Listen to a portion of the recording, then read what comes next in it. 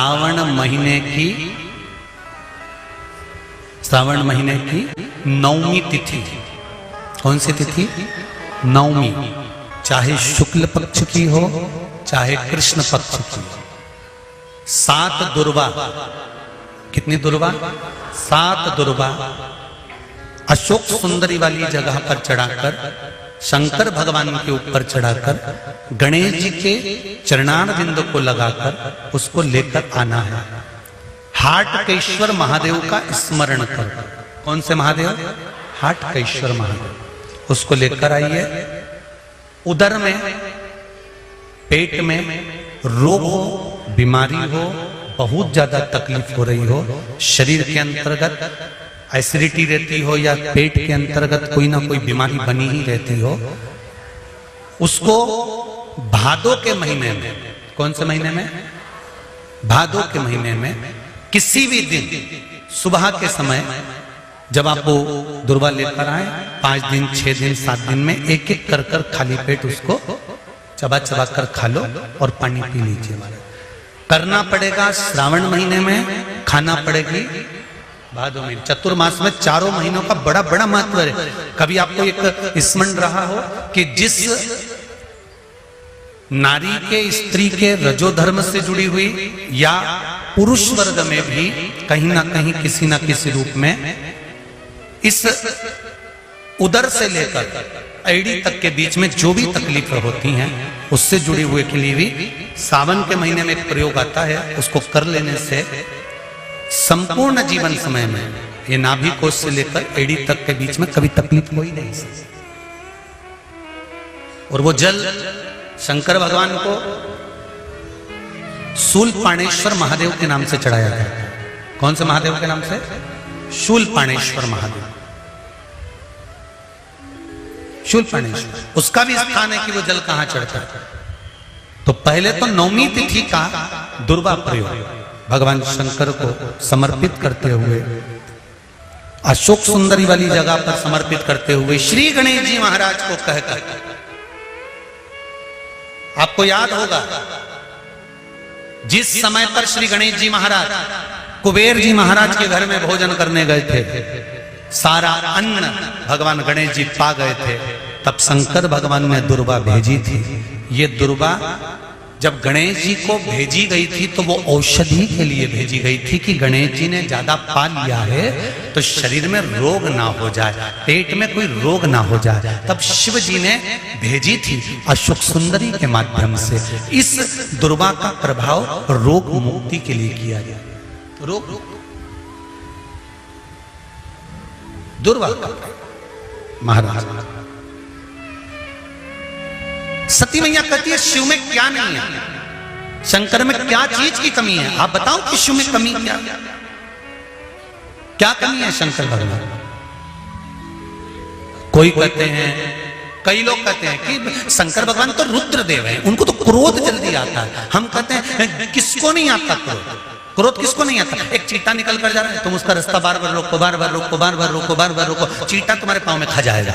मच्छर, उसको भी क्रोध आ रहा है। खटमल, जरा सा दबा, क्रोध आ गया। एक कीड़ा तुम्हारे पांव में दबा, क्रोध आ गया, उसने तुम्हारे पांव में काट लिया। एक मक्खी तुम्हारे कपड़े में दब गई, तो वो मक्खी को क्रोध नहीं आता, पर मक्खी कपड़े में दब गई, दबी हुई थी, बहुत देर से निकलने का प्रयास कर रही थी, नहीं निकल पाई, तुम्हारे शरीर को काट लिया, काटा, तुमने साड़ी झटकी, मक्खी निकल कर भाग गई। क्रोध किसको नहीं आता? एक बेल, उसको भी क्रोध आता। गौ माता, उसको भी क्रोध आता। क्रोध किसको नहीं आता? संसार में कौन है जिसको क्रोध नहीं आए?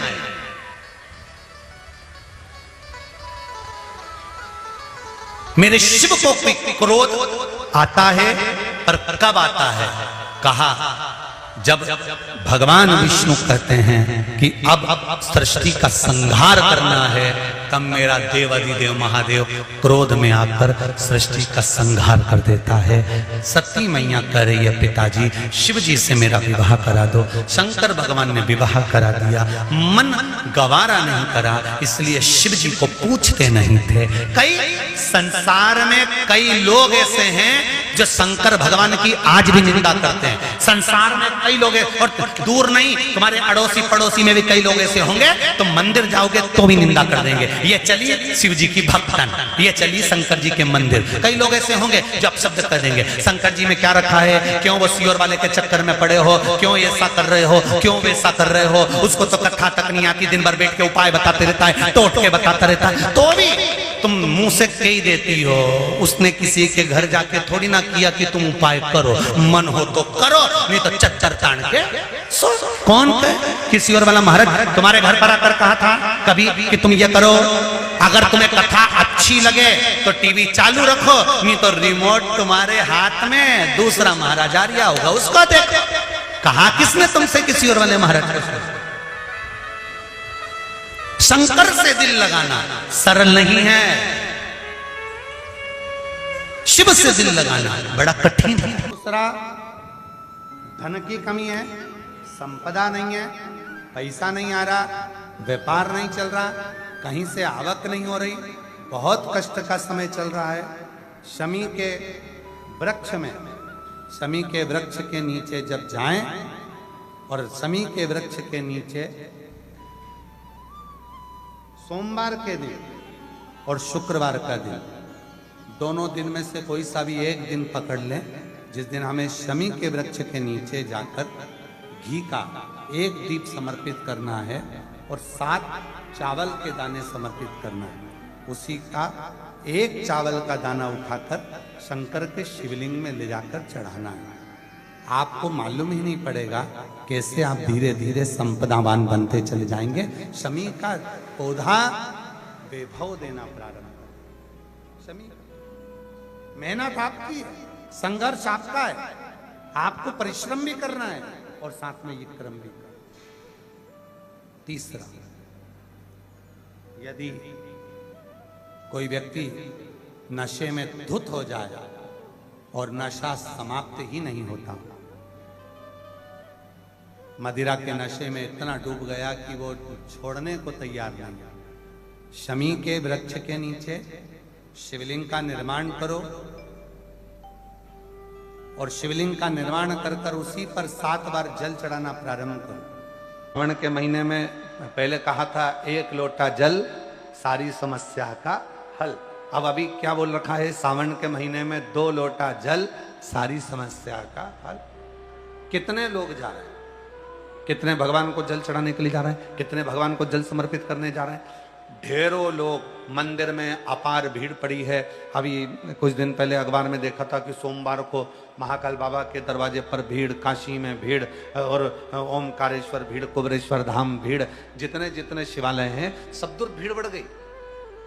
पर शिव पुराण की कथा कहती है कि शंकर का मंदिर और शंकर की कथा भीड़ बढ़ाने का स्थान नहीं है। शंकर का मंदिर और शंकर की कथा भाव बढ़ाने का स्थान है। यहाँ शिव के मंदिर में जब जाएं, शिवालय में जब जाएं, या शिव महापुराण की कथा में जब पहुंचे, तो हमारे भीतर का भाव बढ़े, हमारे भीतर का विश्वास बढ़े, हमारे भीतर की दृढ़ता बढ़े।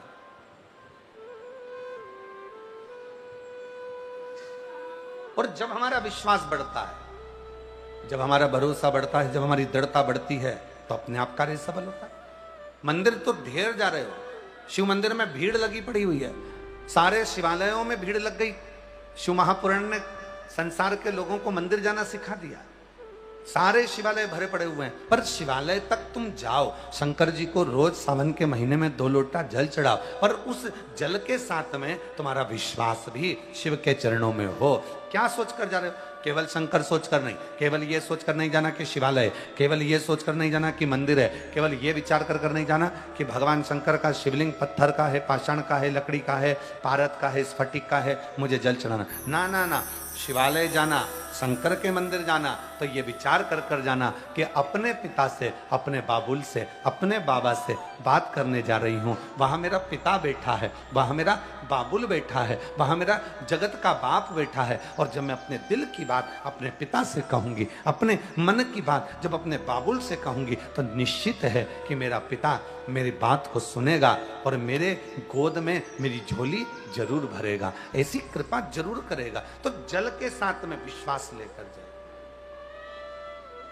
जिसके घर में संपदा की कमी होती है, जिसके घर में कर्जा बढ़ जाता है, लक्ष्मी नहीं आती, बहुत टेंशन की जिंदगी जीता है मनुष्य, व्यापार चल नहीं रहा, बहुत तकलीफ का जीवन चल रहा होता है, तो आज भी नियम है महाराज, आज भी नियम कि सोमवार, शुक्रवार, ये 2 बार ऐसे हैं, इन 2 बार को यदि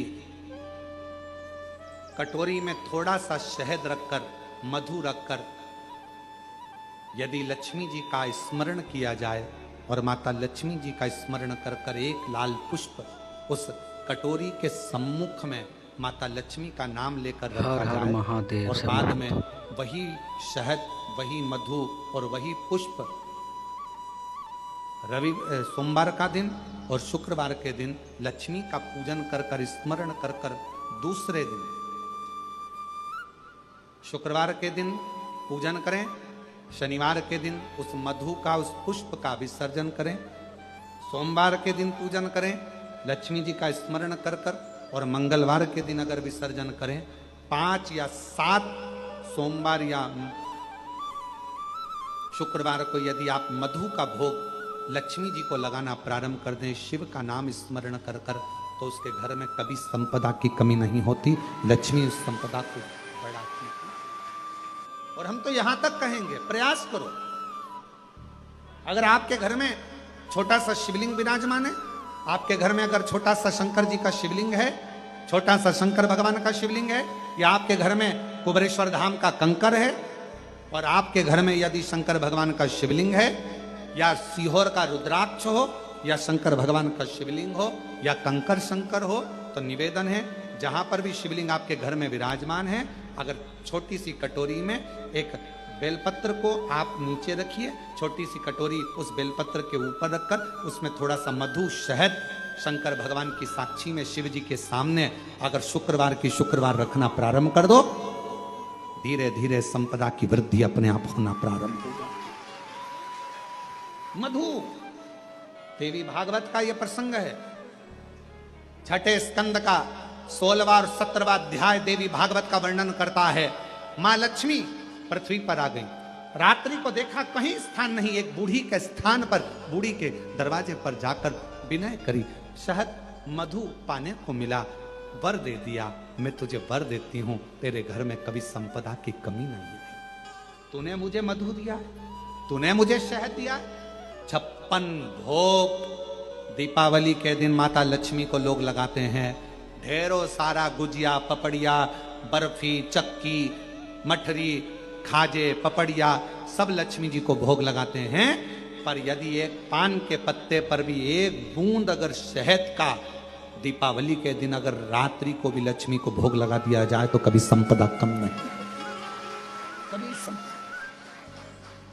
एक बूंद मधु का, शहद का यदि सामने रखा जाए, लक्ष्मी जी के भोग लगाया जाए, तो संपदा की कमी नहीं आ सकती, क्योंकि मां वर देती। पहले की कथाओं में कहा कि मंदिर में झाड़ू लगा देने से मंदिर का जो निर्माल्य है, निर्माल्य मतलब जो भगवान पे चढ़े हुए फूल, पत्ती, सामग्री है, इनको उठाकर विसर्जन में रख देने से, या कहीं ले जाकर विसर्जन कर देने से, या मंदिर में थोड़ा सा भी जीवन में कोई फैलारा पड़ा हुआ है, कोई कचरा पड़ा हुआ है, कोई सामग्री पड़ी है, उसको उठाकर रख देने से हमारे जीवन में अगर कोई बोझ है, हमारी जिंदगी में अगर कोई दुख पहाड़ जैसा टूट रहा है, तो वो दुख अपने आप टल जाए, अपने आप। उस दुख को टालने के लिए कहीं नहीं जाना, वो दुख अपने आप टल जाए। एक बात और स्मरण में रहे, घर में अगर गौ माता है, घर में तुलसी का पौधा है, और घर में अगर तुम्हारे बुजुर्ग विराजमान हैं, घर के माता पिता हैं, घर के कोई वृद्ध दादा दादी हैं, घर का कोई बूढ़ा व्यक्ति आपके साथ में रह रहा है, तुलसी का क्यारा है या गौ माता है, तो शिव महापुराण की कथा कहती है जब जिंदगी में कोई भी दुख तुम्हारे घर के दरवाजे को टच करता है, उससे पहले ये तीन जो तुम्हारे घर में हैं, तुलसी का क्यारा, गौ माता और घर के बुजुर्ग, इनके स्वास्थ्य में अपने आप गड़बड़ी होना प्रारंभ हो जाती है। किस किस में? तुलसी का क्यारा मुरझाने लगेगा, तुलसी सूखने लगेगी, कितनी भी बारिश हो थोड़े दिन अच्छी रहेगी, फिर वापस मुरझा जाएगी। 4 महीना सावन भादो कुमार कार्तिक तो अच्छी रहेगी, फिर वापस वो मुरझा जाएगी। मतलब जरूर घर में कुछ ना कुछ दुख आने वाला। गौ माता बार बार बीमार पड़ रही है, गाय तुम्हारे घर में है, वो चारा नहीं खा रही है, पानी नहीं पी रही है, उसको कोई तकलीफ हो रही है, समझ लेना कि घर में कोई दुख आया होगा, उसने अपने ऊपर ले लिया होगा। घर के बुजुर्ग, घर के माता पिता, घर के बयो, घर के वृद्ध, ये जो घर में जो बड़े होते हैं ना, ये दिन भर बैठकर टीवी के सामने भले शिव पुराण सुनते हो, भजन करते हो, कीर्तन करते हो, मंत्रमाला करते हो, तो घर के बच्चों का, घर के बेटा बेटी का, घर के परिवार के व्यक्ति का सारा दुख ये अपने माथे पर ले लेते। जब घर का बुजुर्ग गौ माता और तुलसी का पौधा ये अपने मस्तक पर सारा दुख ले लेते हैं, तो हमारे घर का, इस पृथ्वी का बयो वृद्ध बड़ा है कौन? क्योंकि जितने भी देव हैं वो केवल देव हैं। देवताओं का भी घर का अगर कोई बड़ा है तो वो महादेव है। तो हमारे जीवन में अगर दुख आता है तो अगर सिर पर झेलता है तो मेरा महादेव जी। हमारे जीवन के दुख को अगर झेल रहा है तो वो देवाधिदेव महादेव झेले। धूल जो होती है ना, घर में जमा होती है, कपड़ों पर लग जाती है, और वो धूल को आप ऐसे ऐसे झटकार दो, वो धूल पूरी झड़ जाती है। आपने कपड़ा उठाकर दीवार पर झटकारा, वो दीवार भी धूल से झटक जाती है, साफ हो जाती है। पर मान लो वो धूल में थोड़ा सा पानी मिल गया, तुम्हारे झटकने से झटकेगी? जम के तो बोलो। कपड़े में धूल जमी थी और उस पर पानी लग गया तो वो झटकेगी? क्या हो गई? वो अभी तक धूल थी, पानी लगते से ही वो मिट्टी हो गई, कपड़े में चिपक गई, अब वो झड़ने वाली नहीं है। धोना पड़ेगा, साफ करना पड़ेगा, मिट्टी को हटाना पड़ेगा, मिट्टी को साफ करना। धूल पानी मिलने पर मिट्टी हो जाती है, और मिट्टी अगर वो बन गई तो फिर धीरे से उसके शिवलिंग का निर्माण हो जाता है। भगवान की कोई गणेश जी की मूर्ति बन जाती है, कोई देवी जी की प्रतिमा बन जाती है, फिर उसका पूजन, उसकी आराधना, उसकी अर्चना हो जाती है, उसकी पूजन अर्चना। वो मिट्टी, वो धूल थी, पर अब वो मिट्टी बनी पानी लगने के बाद। और याद रखना, धूल को झटका जा सकता है पर मिट्टी को झटका नहीं जा सकता।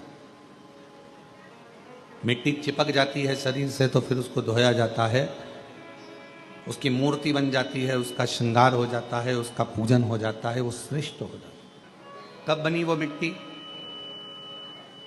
जब उसमें पानी लग गया। जब उसमें पानी लगा तो वो मिट्टी बनी। पानी लगने के बाद वो मिट्टी बनी, नहीं तो वो धूल थी।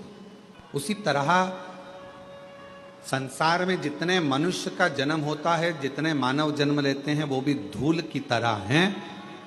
पर जब भक्ति का जल उसमें मिल जाता है, भगवान शंकर की अविरल भक्ति का जल, शिव महापुराण की कथा का जल, सत्संग का जल जब उसे लग जाता है तो वो मनुष्य फिर धूल नहीं रहता, वो एक मिट्टी की तरह एक मूर्ति बनकर संसार में पूजा आ जाता है, पूजा आ जाता है। फिर वो धूल नहीं रहा। जब तक शिव की शरण में नहीं आए, जब तक भगवान शंकर की शरण में आप नहीं आए, जब तक शिव की शरण में आप नहीं पहुंचे, तब तक धूल थे, कोई ने झड़ा दिया, झटका दिया, कोई ने कुछ कह दिया, कोई ने कुछ बोल दिया, कोई ने अपशब्द कह दिया, कोई ने ताना दे दिया, कोई ने गाली दे दी, कोई ने आड़ा टेढ़ा कह दिया, और आप मन से दुखी हो गए, आप हृदय से दुखी हो गए, आप हृदय से नेत्रों से नीर बहने लगा, आंखों से आंसू बहने लगे, फिर आप दुखी हो गए, दुखी। पर जब शिव की कृपा हो जाती है, भगवान शंकर की करुणा हो जाती है, जब मेरे उघड़दानी दया करना प्रारंभ कर देते हैं और अपनी भक्ति का थोड़ा सा जल, अपनी भक्ति का थोड़ा सा जल आपके शरीर के इस आत्मा को, चित्त को छूता है, फिर आप केवल साधारण नहीं रहते, आप धूल नहीं रहते, आप कुछ श्रेष्ठ बन जाते हैं, आप कुछ खास बन जाते हो। और जब आप में श्रेष्ठता आ जाती है, आप जब कुछ खास बनते हो, श्रेष्ठ बनते हो, आप में कुछ अच्छाइयाँ आ जाती हैं, तो फिर जितना संसार में रहने वाला मानव है, जितना मनुष्य, दुनिया के जितने लोग हैं, फिर आपका आदर, सम्मान, सत्कार करना प्रारंभ कर देते। श्रेष्ठता, श्रेष्ठता कब प्राप्त हुई? क्या बना चला रहे हो? श्रेष्ठता कब आई? श्रेष्ठता कब प्राप्त हुई? श्रेष्ठता कब मिली? जब भगवान की अविरल भक्ति, भगवान के निर्मल भक्ति का जल आपको और हमको प्राप्त हुआ, जब भगवान की अविरल भक्ति का जल आपको और हमको मिला, और कृपा की ना हो जो आदत तुम्हारी, तो सुनी रे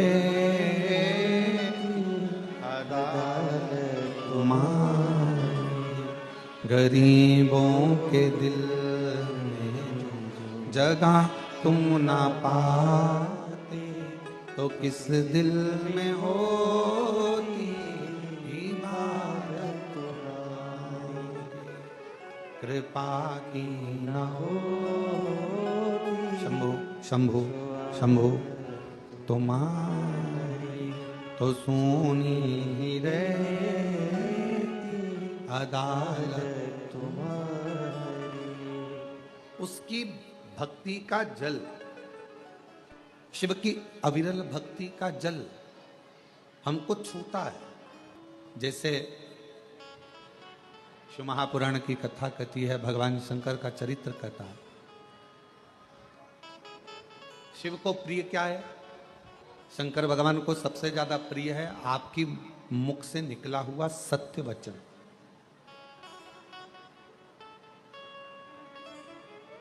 फिर भगवान को प्रिय क्या है? तो कहा, जो एक लोटा जल आप भगवान देवादिदेव महादेव को चढ़ाते हैं, वो शिव को प्रिय है।